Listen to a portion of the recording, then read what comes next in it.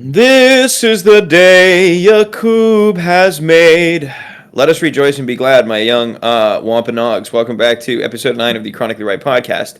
This is your host, WompTavious de Tomp. Today we're going to be talking about all kinds of stuff. I'm going to keep the intro short and sweet and to the point. Thank you again for joining us, to our beloved guest, as well as all the rest of you. Mr. Mechanical Player, how you been, man? How you doing? I'm doing all right. How are we doing, WompTavious de Tomp? I'm good, man. I'm riding. I'm coasting. I did some bench press this morning. Had some commendable numbers in my personal We're opinion. gonna do this every time. Yeah, I'm just gonna start reporting on my personal progress. That'll be the point. Welcome back to the All About Me episode. Welcome back to the I Am the Center of the Universe podcast, featuring me bragging, and you listening. You're Thank crushing you. it. Thank you. Speaking of things people like to brag about, our first topic today is going to be IQ. And I'm going to just keep it real. I'm going to just keep it G real with you. It's not looking great. It's not looking fantastic. So if you can see this graph here, this is research. This is a study kind of put out by guys who were referencing some other sociological, anthropological. Yeah, Jensen and Kierkegaard. It's so funny, Kierkegaard. Sort of Kierkegaard, spelled a little bit different, but apparently the average when it comes to the whole population, the proportional IQs are being skewed more in the direction of stupidity. If you see here, the little y-axis is the number of people in millions with X amount of IQs, and apparently now, based on kind of just general trends of birth rates and population changes, at 2025, we're supposedly heading in a downward spiral where we're going from, it looks like, 400 million people at that bottom line with a 131 above IQ, down to something like, what is that? Or sorry. It's going to be like 13 million. It's going to be really bad. Sorry, it's starting at like 70 maybe, something like that 70, right today. 60, and it's going all the way down to the working age, meaning the people that are going to be your doctors, they're going to be your scientists, that are going to be your engineers. So that that's not great. so that's a very odd phenomena. And I don't know exactly how they get to this number, but like the bell curve, the distribution, that higher end is shrinking, and we're actually moving further downward. The average person is dumber. The average person is getting dumber, which is crazy. And then if you see up at the top, the higher lines, the higher trajectories, those are the ones that represent the kind of more middle IQ people. What about this one, WompTavious de Tomp? Yeah, that's under 70. So under 70, that's people who have difficulty folding laundry. Those are people who cannot conceive of abstract concepts. The military supposedly has no actual use for people of that level. In the before time, we might have to make some adjustments. Like on the battleships, the way to launch the missiles would be just put the circular shape through the circular hole. And see, that's how you launch nuclear codes. That's how we actually activate the space station. Is with a, I don't know, like a little shake thing for a baby when you draw. That's how we draw out like plans for schematics and stuff.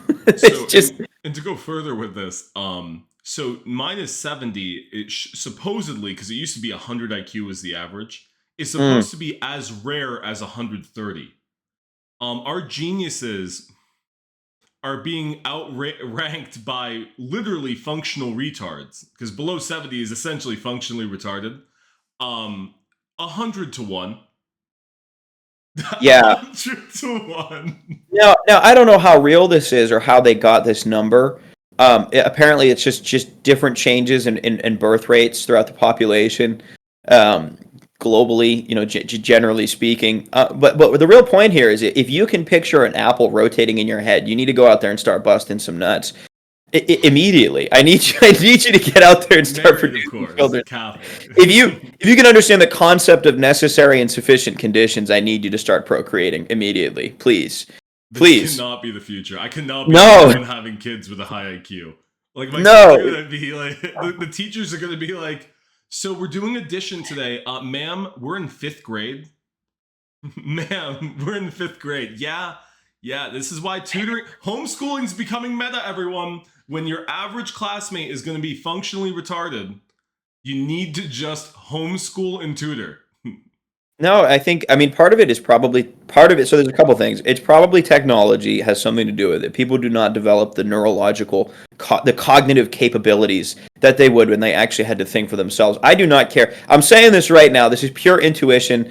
If you strap an iPad to a baby's face growing up, that kid's going to be an idiot. That kid's going to be an idiot. I do not care. You don't actually develop the machinery. You have a muscle that atrophies when you don't have to think about anything. All the information is being fed to you. AI is probably not going to help either. But then the other part of it is the people that are higher IQs, there is an association with higher IQ and higher education. We're essentially like breeding those people out of the population. So lifetime birth rates by educational attainment 2020 or 2010, this is probably even worse now. It's way worse. The more school that a person gets or a woman gets, the lower the birth rate. So less than high school, it's 2.5, which means those people are replacing themselves and then a little bit.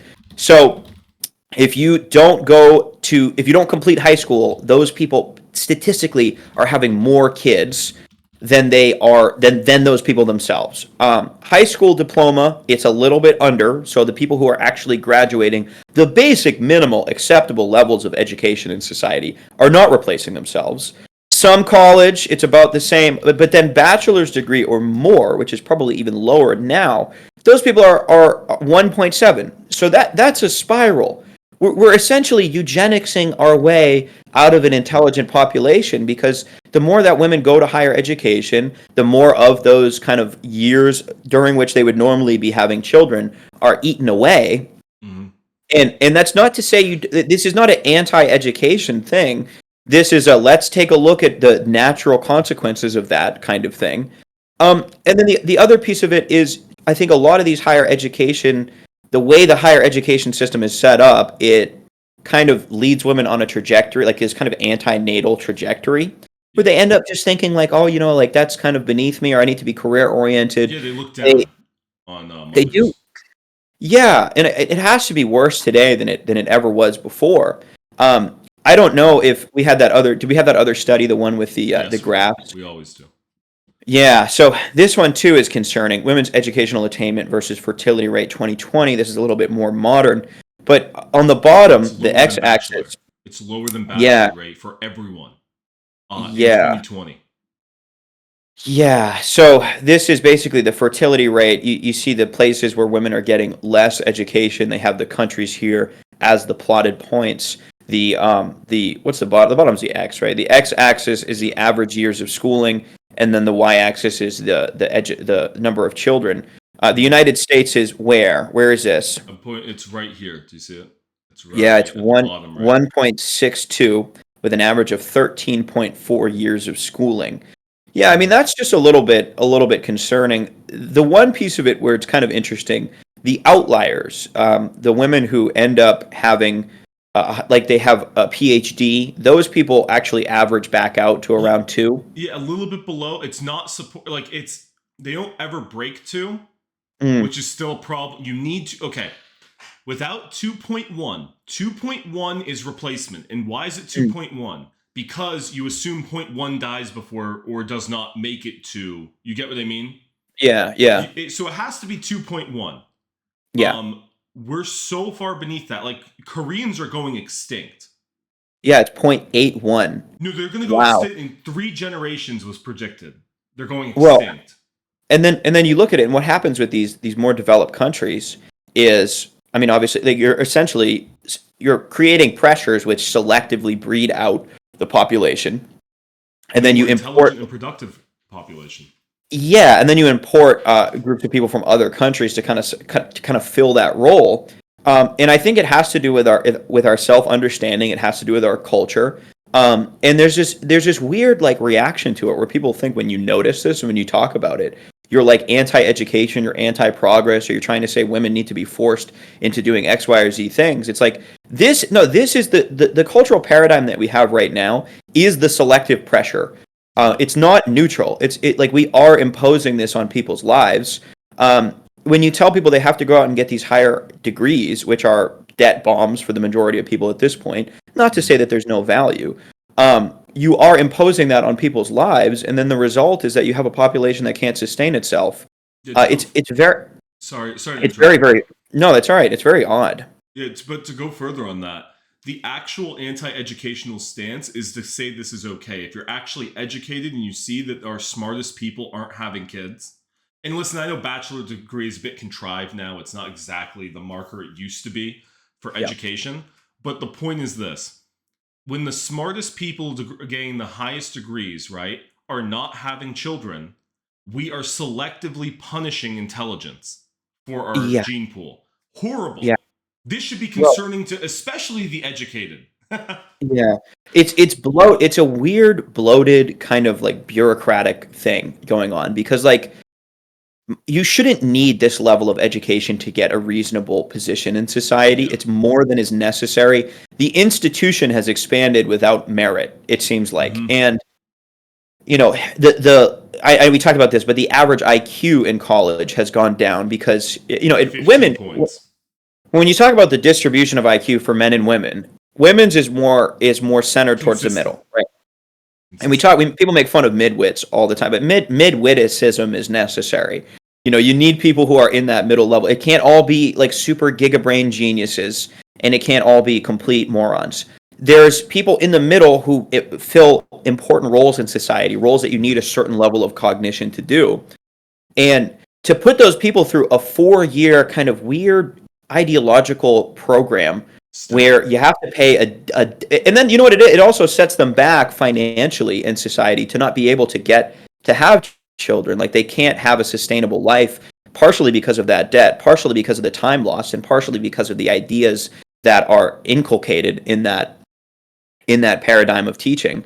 But the IQ on average in college has gone down because more and more of the population has been told that they have to go out and do that, whereas it used to be more for the elites, and then you had individual technes, like the kind of technical skills that people would learn, or you would have like actual liberal education. It used to be either we're going to teach you how to be a plumber, and that's a completely viable position, or even teach you how to be a programmer or a coder or work in a lab, and you could work your way up within that individual box of understanding or kind of that individual field.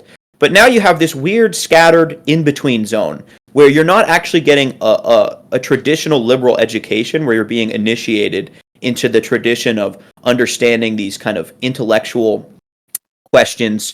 It's more kind of ideological programming, and it's very scattered and it's very weird, and I don't think it satisfies either of the criteria. It's not setting you up necessarily to be a better, more functional member of society in this particular field, nor is it making you a more like intellectually productive person where you've cultivated the whole human being and you have like a moral education in there too. It's kind of neither, and it's way too damn expensive. And it's actually kind of destroying the population that would be beneficial for that society or more beneficial for that society. So we've weirdly shot ourselves in the foot with this. And I think when we talked about this earlier, there are some policy ideas that other countries are implementing where at least you can kind of mitigate these problems by creating pro-family policy. Like, you know, you can actually Hungary. Yeah, I think that was the country. You can encourage people to have children by decreasing the tax rates Based after on the fact. birth. Yep. Based on children birth. And I think if we need to do something like that because it's just not sustainable. Like we're not replacing the people in the population without massive levels of immigration, and you're basically eugenicsing the higher echelons of intelligence out of your population. And nobody talks about it. It's just so weird. It's such a taboo topic, but it's a little bit concerning in my opinion. So that is that. The tax benefits, right? For two children, the taxable income will be reduced by 133,000 HUF. I don't know how it converts, but they're basically trying to. I believe they're going even more radical with this. I think they're trying to make it where if you have 2 children, I'm going to move this over for people to see. You won't have any income tax at all. Yeah, see, that is pretty cool. Yeah, that is cool. You actually were way ahead of this. You've talked about this as a TikTok 5 months ago. Do you remember? Which one? Was it the mother at home income tax relief? Oh, yeah. I mean, I think like you need to encourage, like we've forgotten the basics. We've abstracted ourselves out of the basic kind of center that would be the wellspring out of which your society actually grows, which is like stable, monogamous, intelligent, self-perpetuating culture and family. And I think people have forgotten about that, and we just see things in this like weird, like we always talk about GDP, we talk about these abstract larger numbers, but like we don't bring it back down to the nucleus, which is like a stable family.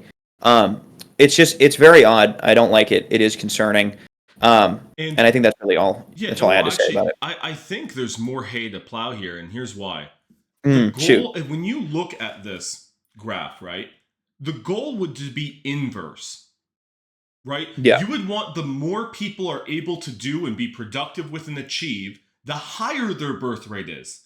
Here's the thing. As Catholics, we can never be eugenicists. We're not. No. We should No. never. Now, if No. a government policy was that we're going to sterilize after certain crimes, that's give unto Caesar what Caesar's is, right? That's not particularly our domain. The government No. can do more than the individual Catholic can, right? Yeah. But the key thing I wanted to put in here, though, is, and there's a line to that, of course. Well, it's like what he's saying, just to clarify, and tell me if I'm wrong. You're saying that if a government policy existed where if somebody commits X, Y, or Z crime, like they cut somebody's head off on a subway, great people, and you obviously can't do it in a preemptive manner, but if those people should be locked up and probably prevented from continuing their gene pool. Because I don't think the most disagreeable, violent people. Yeah, and I think that there should be a way in which you discourage those people from perpetuating their genes. I don't know if we're going to go full-fledged like sterilization. I think that crosses a weird ethical boundary that I'm not comfortable with. Yeah, but like it's the same thing. Life imprisonment, death penalty, whatever it is. I mean, if it's bad enough, yeah, I don't think that that's unreasonable. Whatever you have to, the mechanism to achieve that, right? Death penalty is eugenics. In a roundabout way, yes, yeah. Yeah, and here's the thing: there are some crimes that warrant it, but not to get too far off the track.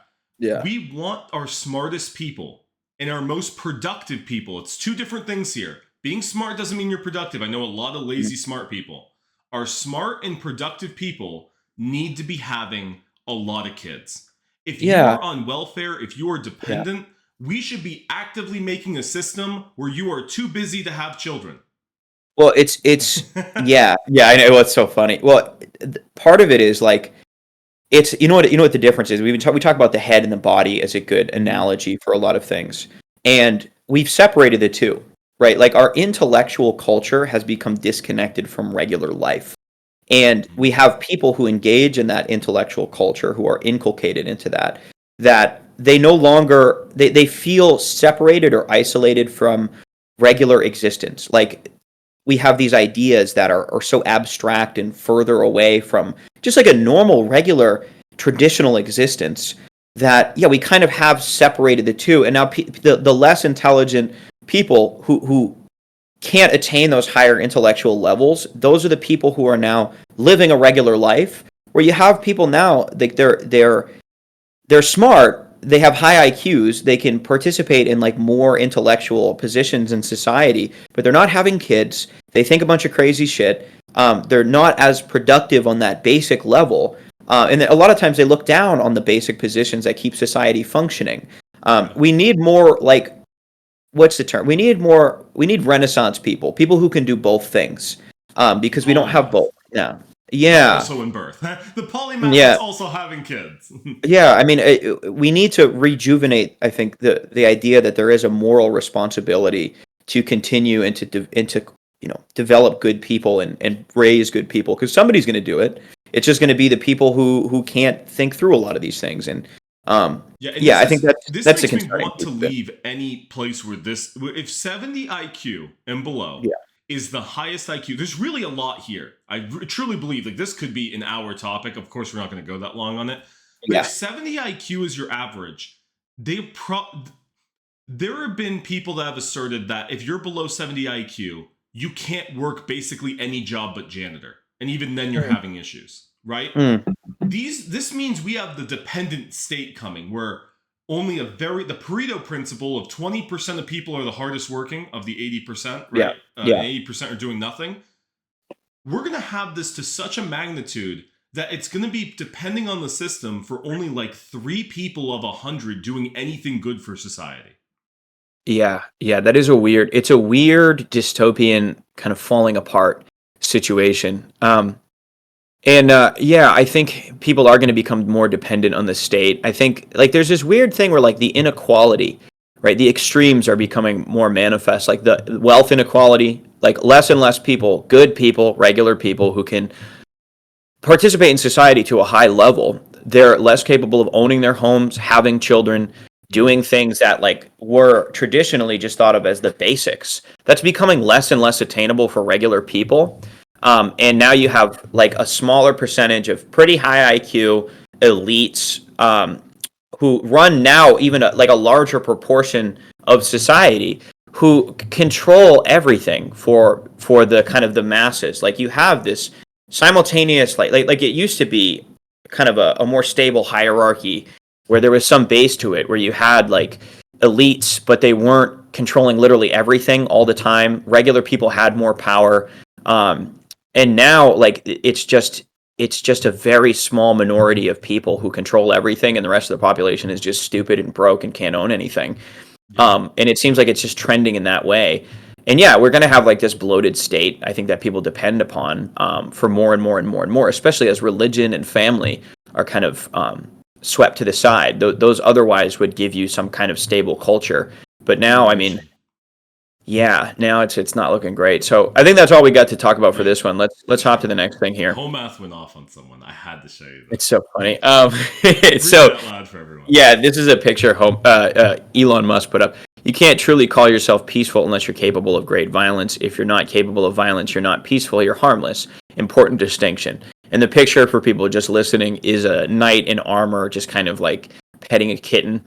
And I think that's like on its own bereft of the context of Elon Musk, where Elon, I think, has his fair share of problems. It's a true thing. Like you can't be virtuous. You're not virtuous for things you're incapable of. You're not peaceful if you couldn't actually commit violence to begin with. You're not chaste if nobody wants to have sex with you at all. Like that's not a virtue if you can't do it. I mean, you know, that's an important distinction to make. Somebody said, what is Elon's problem? How did a geek with a troubled childhood become entranced with promoting violence? And how much damage will his anxieties, projections, and fantasies do to the world? And then Homath said, instead of being a loud gay whore, you should shut the fuck up next time. I wish God didn't allow worms like you to exist. Oh my goodness, it's so funny. Like, and like, okay, like you can criticize Elon. I think there's plenty of valid criticism there, but like the point stands where it's like there's this tendency we have when it comes to men and masculinity to just chalk up any desire for male virtue and leadership and capability to just this expression of like childhood anxiety where, you know, it's people always talking about like, oh, you're insecure, that's why you want to control your girlfriend, you're actually just like hurt deep down and that's why you want power. It like this idea like to try to like embarrass and demoralize men who are trying to gain some level of merit. It's just this pervasive thing that people do.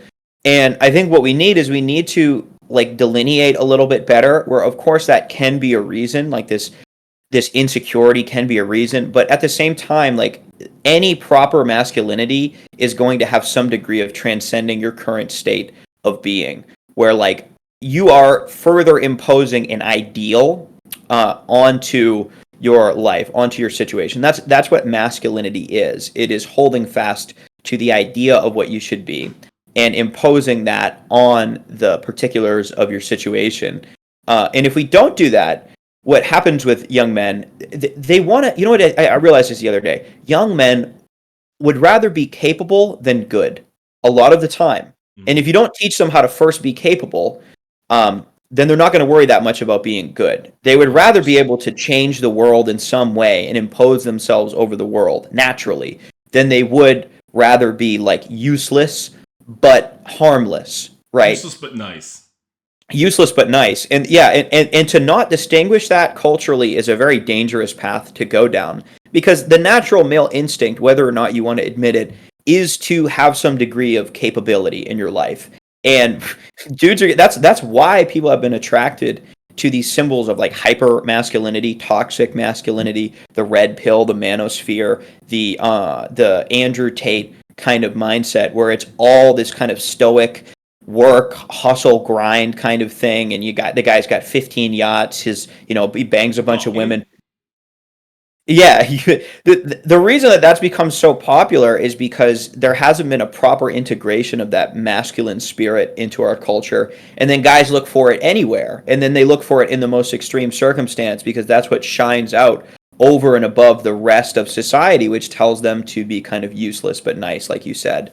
So, Homaf is just he's so punchy, but like it's kind of he has the point there. I think he maybe so not in this one, but I just think his response is funny as shit. Dude, whenever I see a go off like that, I'm like, "Hey, Womp, do you want to put this on today? Like, this is just funny." It is. This will be a shorter episode. We're kind of flying through, but I know you have some things to get to, and we will maybe we just post a 40-minute today and see how it goes. Yeah, that's fine. We'll see what it does. Yeah, we'll crank out more. I'd rather crank out more and be consistent with it than think we need to do like an hour and a half every time. That's fine with me. I'm not super locked in today either. I'm a little bit more scattered. So I think we're going to war. Pre-workout. I'm in that pre-workout crash, post caffeine crash. You just feel a little bit silly. So actually, everyone stop. Let's what did you eat for breakfast today? I haven't nothing at all. What are you gonna have for lunch? I don't know, and I don't even know how I would feel if I did eat breakfast. So that's actually the bigger problem. It looks like my IQ is going down in conjunction with the rest of the world. So scary. Breaking: Supreme Leader of Yemen has declared that from now on, all American ships are banned from entering the Red Sea. So there's some tension. Have we officially enacted violence against Yemen? We actually bombed them. Right. We bombed them. No, not Israel. We bombed them on behalf of Israel. Yeah. So I know Yemen is sort of aligned with Iran. Is that kind of okay? President. Yeah. So I mean, I know the Middle East. Understanding the Middle East is complicated, and I think people who try to chalk it up too quickly might not have the full picture. But from my understanding, the United States is now backing Israel and trying to maybe further the interests there, or kind of be the proxy. They're our proxy. Our client, they are our client state, and we are now doing aggression on behest of our client, right? Yeah. Because the Houthis in Yemen have been attacking ships, piracy. It's just a common occurrence, especially when from the Gaza conflict, they've used that as their motivator, to make their new operandi modi to now hit the ships of Israel coming in. Anything that's going to Israel, they would attack, which includes U.S. ships, by the way. Right. Trump strikes them, just outright is just bombing the shit out of them. Mm-hmm. And Iran has had Hezbollah, which is destroyed. It's had Syria, which has been toppled, the regime by Assad. And let me add it. So Hezbollah is a Shiite Muslim group, which is associated with Iran, but has been working through Syria. Yeah, Syro-Iranian. Right. Exactly. Yeah. And people mislabel that, especially the Muslims do, because there are interest groups in Lebanon that want to keep a Muslim dominance in Lebanon. Mm-hmm. You see, you get the Maronite perspective. You don't get just the Muslim perspective on it. But Hezbollah has always been a plague on Lebanon. It was a reaction to terrorism by Israel, but in the PLO. But Hezbollah has always been not the essence of the Lebanese population. Right, and the PLO is a Palestinian Liberation Organization, which has some connections with Hezbollah, and probably some. Yes, they've worked together, and they actually are Palestinians that fled Gaza and the West Bank and went to Lebanon. Okay, yeah, and then Hamas is the Palestinian or is associated with a terrorist group, which has that's been the main conflict. But now there's kind of the larger geography to it and the larger movements of those groups, which is now kind of is probably going to be the next phase of this situation. And so, from my understanding now, Jordan, right? Jordan is where I think there's a large Palestinian Half of the population in people Jordan. are Palestinian. Yeah, and Wow. so when it comes to kind of removing the Palestinian population from Israel, they're sending them to Jordan and they're sending them to Egypt. That's their goal. Their goal is to take Gaza and the West Bank and take half of them basically to Jordan, which would make it a Palestinian majority in Jordan. I wonder if that'll be the next terrorist group. And Yeah, then bring yeah. more to Egypt. And so it'll be. Do you think the next development here will be something like, okay, now this other group, this other kind of peripheral entity, these guys are now terrorists, and we Yeah, have to of kind of course. It's impose just more ourselves on them? war. Yeah, Everything is a domino to the next fight yeah, for global dominance in the region, right? It's all yeah, about yeah, hegemony. It's all about who is going to secure the Middle East as a global power. Iran has some power, but it doesn't have a nuclear program up and running yep, yet. yep. And it's huge. It's like 170 million people. Yeah, it's a big that's the big entity when it comes to the Yeah. the Islamic presence there. Saudi Um, Arabia is an economic powerhouse with its oil, and mhm, we've made deals with them of the petrodollar. Not to get too historical here, but Israel is vying to become the center of power in the Middle East. yeah, Obviously, yeah, that's why okay, they're making moves in the Litani River in Lebanon. That's why they're making moves in Gaza and the West Bank. And all yeah. this aggression, it's because it's purely aggression. You can't even call it defensive anymore. That was a pretext. This Well, is for a greater Israel. it's this weird thing where you'll have the impetus for aggression, and you'll kind of wait, right? As things progress, you'll wait, you'll see the movements of different groups, and then when something occurs, now you have the justification to Yeah. go and be further to further aggress, right? And then, yeah, like I think that's a good analogy, the domino effect, with the overarching goal kind of becoming more and more clear here. Yeah, and Um, Trump is the perfect president for them. Literally, you couldn't yeah, ask for yeah, something better. yeah, Just the and that's most scary. aggressive for Israel. Yeah, I mean that's a scary thought to think that, like, American people, like, now if we end up having if we have a full military movement in that Mhm. direction, your kids, your tax dollars, and then like the blood of Americans are now going to be further used for progressing that agenda. Yeah. Not something I look on Yeah. positively. Yeah, no. Prob- And as a Catholic, just remember you can always cite the just war theory to get out of war. If you don't believe a war is wholly justified, we believe in the Yeah. just war theory. That is your religious right to not participate and be drafted. Yeah. Yeah. I mean, there would be a time and a place for fighting. There would be a just war. Yeah, but this is But not you do have that. Yeah, it. yeah, yeah. And you could make that argument from a drafting perspective, where you say, hey, I don't believe I don't believe the moral backing for this war.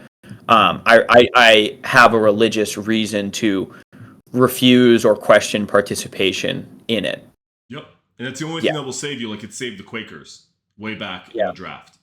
yeah. Uh, Hey man, I just got flat feet. I can't do it. Sorry. you can't do it. No, no, just kidding. I mean, I got asthma. I got 20. My vision's bad. Sorry. Not enough How's your hair. vision doing now? I can't see anything. Yeah. Whoa, whoa. See Whoa, whoa, something. whoa. So we're going to shift to something funnier. This is a trend that is going around where women are using books to cover their breasts in a sort of new intellectual thirst trap mode. Interesting development here. I'm gonna switch it to something Yeah, else. Just to, we've seen yeah, enough. yeah. We We don't can't need to leave, leave that on. can't leave that on the screen too much, but it's so funny. It's like you don't want to be sexist, right? You don't want to, but then you just notice the way in which women will consistently interject their physicality into situations. With Objectifying themselves. Well, and I see these videos where it'll be a girl like doing a "get ready with me" thing in the morning, and like you can start getting ready with just a t-shirt on. You don't have to start getting ready in a bra. Why when you put on your pants do I have to see you jumping to squeeze cheeks into the jeans? That's the How scary many thing. have you It's like watched of these? I've seen them. I mean, I'm not. Hey, don't bring this back on me. Oh, I'm weird. I'm sorry. I've I'm the never weirdo. watched. I know. I've actually never watched one. I've never Well, it's watched like one. it's so funny because like so many, and then they'll deny that they're doing it. Like, girls can be hoes with plausible deniability, where they'll They do it in a love way. that. Oh my Yeah, god, they love and that. I had a video about this where it's like they'll caption the picture. It'll be them like half naked, and there'll be like a mountain in the background, and they'll capture it like nature girly. I'm like, you're using like the beauty and majesty of the natural world to Trojan horse your cleavage into my life.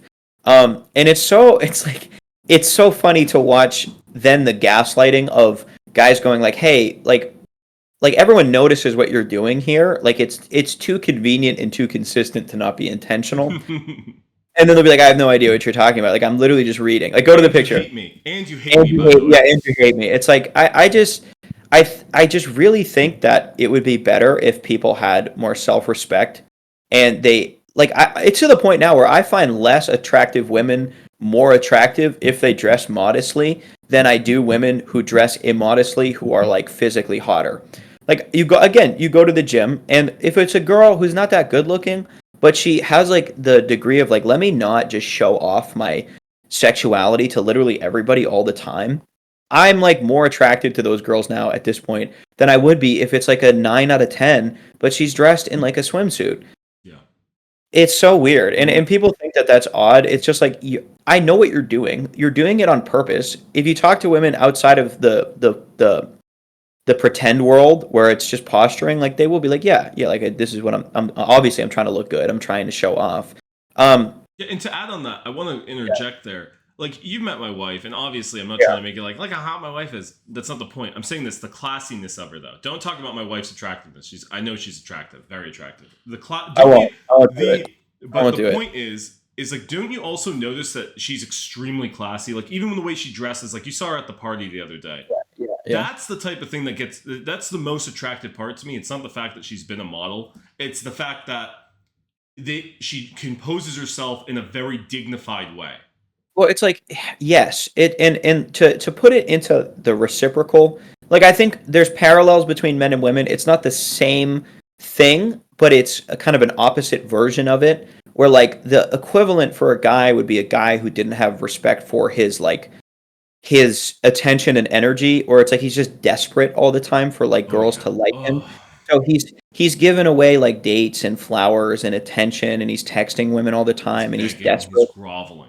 That's how it comes off when girls like show themselves off like that. Yeah. And like it's weird. And girls don't find that attractive, and we recognize that girls don't find men without self-respect attractive. But when you look at it, like the thing that attracts men is mostly the physical at first for women. Especially and if so you're porn brand. Oh, absolutely. Yeah. No, it's just ummy-cummy, like basic neuron activation. And that's a fault of men that I will point out. Like I think men should try to get away from that simple lust. Completely. And try like you should absolutely care about and look at the deeper levels of a woman's personality and character. But like when it comes to what women know attract men, it is that physicality. And when you're whimsically giving it out, it's like inflation of the currency. It inflates the value. You know, the more you desperately try to show it off, the less value it has. You know, and like the extreme of that is like the Bonnie Blue Lily Phillips situation where there's just like there's no exclusivity to it. And like even though like they're both beautiful women, it's like it's such low respect. When you touch it with a 50-foot pole. Yeah, and it's so crazy too because we're in a generation where people talk about manifestation and how like your worth, you know your worth, and that's what it is. You create your own value by respecting yourself and knowing yourself. But we apply that to like everything except the physicality and the sexual for women. And the reason that paradigm has been set up that way, I think, is because like modern feminism, the sexual revolution, and this idea of just whimsical casual sex is something that was like engendered by men who want to just be able to use women sexually, like the free love, bra burning generation. Yeah. And then the sterilization with birth control, which is really what's made this possible. Again, neither here nor there. Sometimes I think, again, as a Catholic, you're against it.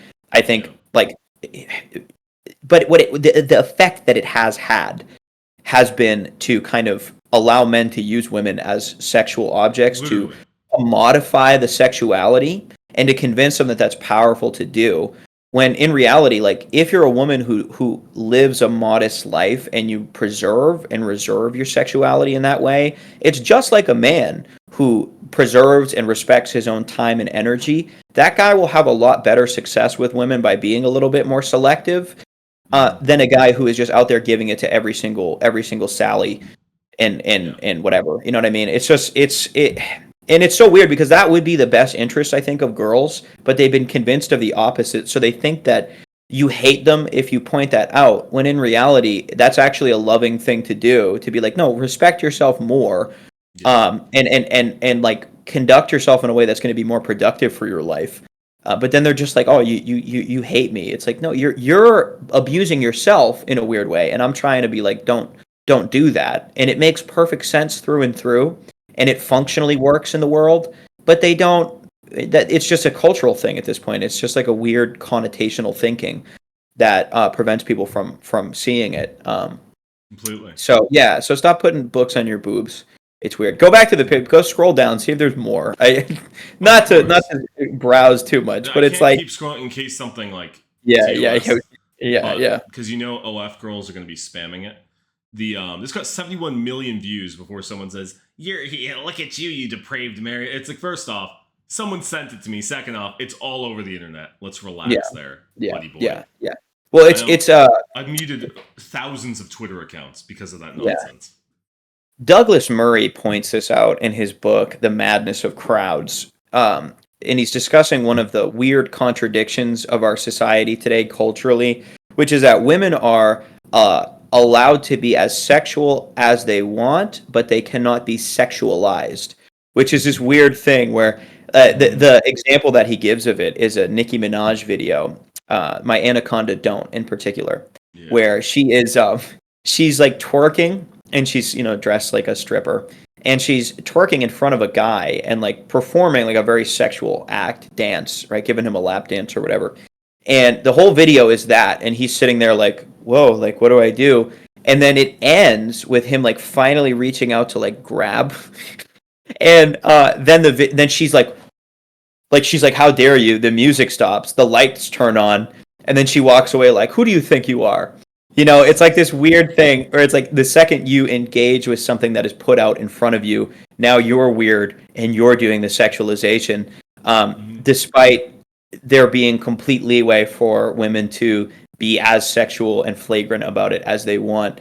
And I think, you talk about the beast and the whore of Babylon, right? Like Yeah. the beast as like kind of this giant totalitarian society, right? Which kind of encompasses every aspect of your life and runs your life and controls your soul. The way that it gets you involved is with the whore, which is this commodification and like widespread prevalence of like very low level desires that like pull you into that and control you in that. And women have been used, I think, in that system, and like OF is definitely a product of it. We're 10% now of like, women. 18 to well, now 24. you get addicted, like you said, porn brain earlier. That is something that pulls men in. And the reason that we're not allowed to talk about it, I think, is because it's beneficial for that system, that whatever's going on now, it keeps people from having like a virtuous life, from having a family, which is really the last vestige of society A healthy outside of the relationship state. with the other sex.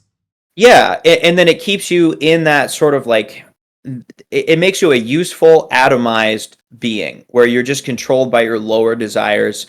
You don't have like a spiritual life, which would be really the way that you can actually rebel against modernity, is having that spiritual life and having like kind of a virtuous existence.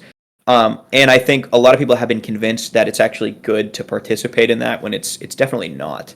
And so that's the OF byproduct. I think that's why there's a lot of it's just too convenient. It's just too convenient how lust has been commodified, I think. Yeah, of course. I think we just jump to just one quick little thing about IQ. Yeah. Make sure your children are eating. There was a study on veganism with children, and it lowers their Mm. IQ a lot. And I think this is hand in hand with this of giving them an egg every day. Mm. I don't know if this is actually true. Gave some of these kids one egg a day. Right, and I'm going to skip over because he keeps trying to be dramatic. But their IQ Yeah. went up by 15 is what he's quoting. I don't really trust online sources like this. pause it real quick. I think these are funny. Like these edits where it's always I don't know if this is actually the Joe Rogan show, but so many people they put these edits around like just a guy talking with like a curtain in the background. Yeah. I've seen people do it where I know they're not on the actual show. And then you like look at the community notes or you actually like go look at the study and it says nothing remotely close to what he's talking about. So you have to be careful about these like kind of quick quips of information where it sounds profound. They have the cool music in the background. So maybe this is the case, but the larger point would be there is an aspect of nutrition which I think can help your IQ. And I think eating healthy and like avoiding kind of some of the poison in the modern world is probably. Yeah, you do. I think you probably do need meat. Yeah. No, that's known. That's a known. The literature actually shows that for sure. And we'll show. And listen, guys, I'm not going to cite every fucking like tidbit that's rattling in this brain of mine, but look it up: veganism versus actually a whole diet with meat included. The IQ in the brain, like the actual scans of it, the brain looks like it's shriveled in that it's dog shit, literally. Yeah. But when you give them meat, here's the hope of it. You stop being an idiot. You give them meat, their brain goes right back to normal. Like a normal kid. Funny. Yeah. Shoot. Let's hit it. One extra egg a day, just one egg. Right. And they followed these guys for over a year, and they found that the ones who got the egg increased their IQ by 15 points on average. What? Just one egg a day. See, I love That's that. so that, funny. that Maybe. stage. What? Yeah. It's like he told them that like children die when they don't get held by their mothers. Yeah. Right? What? What? I think when it comes to the diet, so there's a lot of fad diets out there. Like I think some of them can be useful. A lot of them are just a little bit sensationalized. Like I did carnivore for a while. I don't think it's really fully sustainable. But there is something to eating well and eating the correct things that's just going to optimize your like you said it well. We talked about this before, but like neuroscience and physiology a lot of the times is just kind of it's a good way to understand what happens when your soul engages in different things. And if you treat yourself well, I think you do run at a higher level. One thing I will say, fasting, I think is super important for people. Most people don't really try it. And I'm not a doctor. This is not medical advice. I'm not advising you do anything. You've learned something. Legally, I am absolutely not. However, if there's one thing I found incredibly useful for very quick and pretty normal healthy fat loss, it is prolonged periods of fasting, as well as just cleaning out the gunk in your system and in your soul as well. It's all interconnected. I think when you go through that period, prayer and fasting too. It's spiritual, but it's also physical. Your body relates to your spirit on that level. And if there's one thing I would advise trying for people trying to kind of get their lives together, fasting is a good thing. Deprive yourself a little bit, and you enjoy food more. You definitely lose weight. You slim out. Your inflammation and bloating go down significantly, and you just feel sharper. You definitely feel sharper than before. Yeah. So, are you gonna do the black fast with me? It's right at the end of Lent. What does it entail? Tell me what it means. Basically, well, first off, there's two. One is just that you don't eat food until basically like lunch. Right. And you avoid that. But there's also this other, some people call the black fast as well, that in the last week, it's like the last 3 days that lead to Easter, you don't eat until Easter. But if you want to, because we've both done 5-day fast before, I'm down to do the whole 5-day week. Yeah. I can do Easter. Yeah, I think we should do that. And let's see how angry and unfiltered we get on the episodes. Yeah. Oh no, dude. When you get fasted, you get punchy and you get much less sensitive to negative emotion. It's like you've denied your baser desires, so like those emotions that normally grab a hold of your mind, you ignore them better. Although you will, if you fast too much, lose your hair. That did expedite this this kind of golden arches looking hairline. So I think that is no, it's all right. Maybe it's just me. It's just impoverished French genes, as they say. So. I wanted to say thank you everybody for joining us. It's been a little bit quicker, less maybe cohesive of an episode, but I hope you enjoy our rambling anyway. Like, share, subscribe. We will see you the next time. What else?